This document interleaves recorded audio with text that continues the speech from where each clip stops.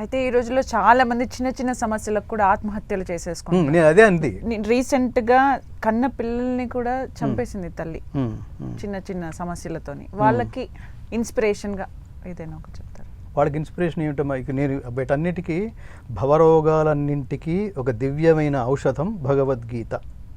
అది basic study. నేను ఏమంటానంటే మీరు ఇళ్లలో నేర్చుకొని, ఇందులో 2 ఉన్నాయమ్మా.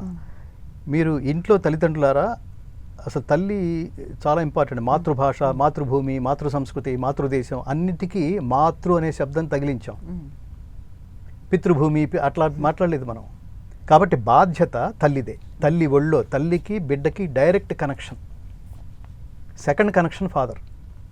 ఈ డైరెక్ట్ కనెక్షన్లో నీ స్పర్శతో పెరిగాడు, నీ వాత్సల్యపూరితమైన కళ్ళల్లో కనిపించే ప్రేమతో పెరిగాడు, నీ అమృతవాక్కులు వింటూ పెరుగుతున్నాడు. అప్పుడు చిన్నప్పటి నుంచే చెప్పాలి.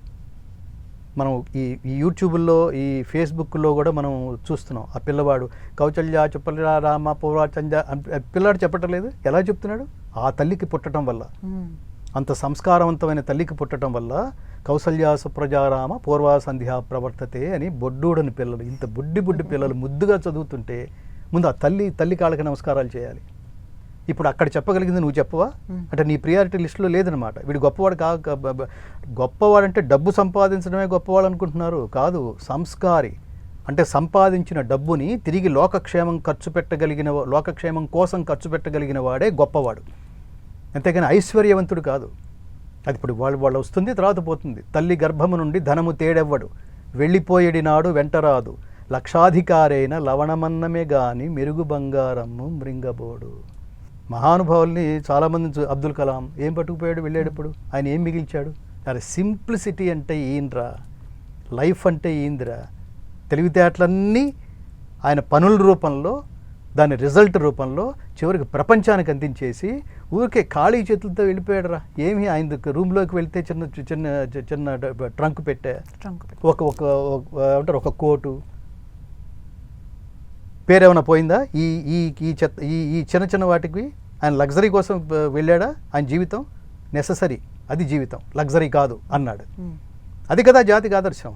ఏ కారులోంచి దిగుతున్నావో, రోల్స్ రాయ్స్లోంచి దిగి కళ్ళజోడు ఇలా పెట్టుకుంటే ఆ క్రెడిట్ ఎవరికి పోతుంది? పెట్టుకున్న కళ్ళజోడుకో, దిగిన రోల్స్ రాయ్స్కో పోతుంది. నీకు కదా ఉండాల్సింది. చేతిలో ఐఫోన్ ఉంటే ఐఫోన్ ఇది 16, ఇదంతా 17 Pro Max అన్నాడు వాడు. అంటే క్రెడిట్ దేనికి పోయింది? ఐఫోన్కి పోయింది, నీది కాదా? Be simple. నువ్వు వాడే ఫోన్ వల్ల కాదు, నువ్వు వాడే బుర్ర వల్ల, నీ ఐడియాలజీ వల్ల ప్రపంచం. అందుకనే ఈ ఐఫోన్, యాపిల్ ఫోన్ కనిపెట్టిన అతను ఎవరైతే ఉన్నాడో, అతని పేరేంటి? Steve jobs. అతను నేను వెళ్ళిపోయేటప్పుడు నా దేహం పడిపోయినప్పుడు నన్ను చూడడానికి వచ్చిన వాళ్ళకి భగవద్గీతలు పంచిపెట్టండి అన్నాడు ఆయన. ఇంకో మాట అన్నాడు, నాకు అసలు ఈ భగవద్గీత వైశిష్యం కనుక నాకు బాల్యదశలోనే తెలుసుంటే నా లైఫ్ ఇంకో రకంగా ఉండేది, ఇలా ఉండేది కాదన్నాడు ఆయన. అది మెటీరియలిస్టిక్ లైఫ్ కాదు శాశ్వతం. చేయండి మిగతా పనులని, అన్నీ వదిలేసి భజన చేయమని భగవద్గీత చెప్పదు. నువ్వు చేసే పనిని ధర్మబద్ధంగా ఎలా చేయాలో చెప్తుంది. అప్పుడు ఏమిటంటే ప్రపంచంలో కరోనా టైంలో ప్రపంచంలో కోట్ల మంది పోతూ ఉంటే, అన్ని సంస్థలు మూతపడుతూ ఉంటే, అన్ని వ్యవస్థలు సర్వనాశనం అయిపోతుంటే, ఒక వ్యవస్థ మాత్రం బర్రమని ఆర్థికంగా పైకి వెళ్ళిపోతూనే ఉంది. మెడికల్ వ్యవస్థ. ఆ శవాల మీద మీరు సంపాదించేది. మీకు ఏమైనా జ్ఞానం ఉందా? లేదు. ఎందుకు లేదు? ఇదిగో ఇది లేదు కాబట్టి అది లేదు. ఇప్పుడు నువ్వు సేవ చేయాలి. సేవ చేసే రంగం నువ్వు ఒక్కడవే. ఆ టైంలో ఎంతమందిని బ్లాక్మెయిల్ చేసేసారండి? డబ్బు ఉన్న వాడికి స్ట్రెచ్చర్ ఇస్తారా?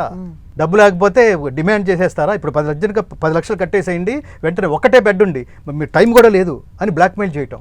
10 లక్షలు ఎక్కడ దొరుకుతాయి సార్? ఇప్పుడు ఉద్యోగాలు కూడా లేవు, మమ్మల్ని ఉద్యోగాల నుంచి తీసేశారు, లాక్డౌన్ అని తెలుసు కదా అని ఒక్కొక్కడు ఏడుపు. ప్రతి ఇంటి నుంచి శవం లేచిపోయింది.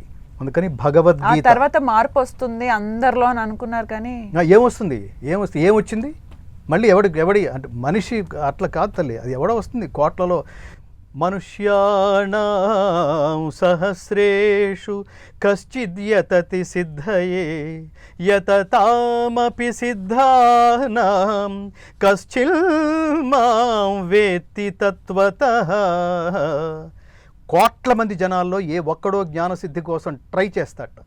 అలా ట్రై చేసేవాడిలో ఏ ఒక్కడో మాత్రమే నన్ను యథార్థముగా తెలుసుకొనగలుగుతున్నాడు, ఏ ఒక్కడో మాత్రమే మనిషిలాగా బిహేవ్ చేస్తాడు. మిగతా వాళ్ళందరూ యంత్రాలు, మింటింగ్ మనీ. నేను అందుకని ఇందాక చెప్పింది, దీన్ని ఎలా ప్రచారం చేయాలంటే చంద్రబాబు నాయుడు గారు, పవన్ కళ్యాణ్ గారు దీన్ని అలాగే ఖచ్చితంగా మీరు ఒక టైంలో జాతీయ గ్రంథంగా ప్రకటించాలి. అదే నేను ఈ రెండు చెప్తాను. ముందు అసలు మన రాష్ట్ర ముఖ్యమంత్రులకి ఒక నివేదన ఏమిటంటే, దయచేసి భగవద్గీతని 5వ తరగతి నుంచే పాఠ్యాంశంగా మన పాఠ్య గ్రంథాల్లో దీన్ని చేర్చండి. ఎవరికి అభ్యంతరం లేకుండా ఏమేమి చేరిస్తే బాగుంటుందో మాలాంటి వాళ్ళు చెప్పడానికి, ఆ శ్లోకాలు సూచించడానికి మేము సిద్ధంగా ఉన్నాం. రెండవది, గోవధ నిషేధించండి. ఎందుకు నిషేధించాలంటే చాలా జంతువులు ఉన్నాయి కదా, గోవుని మాత్రమే మాత అని సంబోధిస్తాం. సకల దేవతా స్వరూపంగా మీకు వేదాలు, పురాణాలు, ఉపనిషత్తులు, భగవద్గీత ఇవన్నీ చెప్తాయి. ఇందాక చెప్పాను, ధేనూనాం అస్మి కామధుక్. అట్లా పాడియావులలో కామధేను నేను. దాన్ని ఈ అమ్మ తర్వాత అంతటి స్థానాన్ని ఇస్తూ గోమాత అని పూజించిన ఈ దేశంలో గోవధ జరగటానికి వీల్లేదు. గోవధ నిషేధ చట్టాన్ని ఖచ్చితంగా కఠినంగా అమలుపరచండి. ఇది రెండవ కోరిక.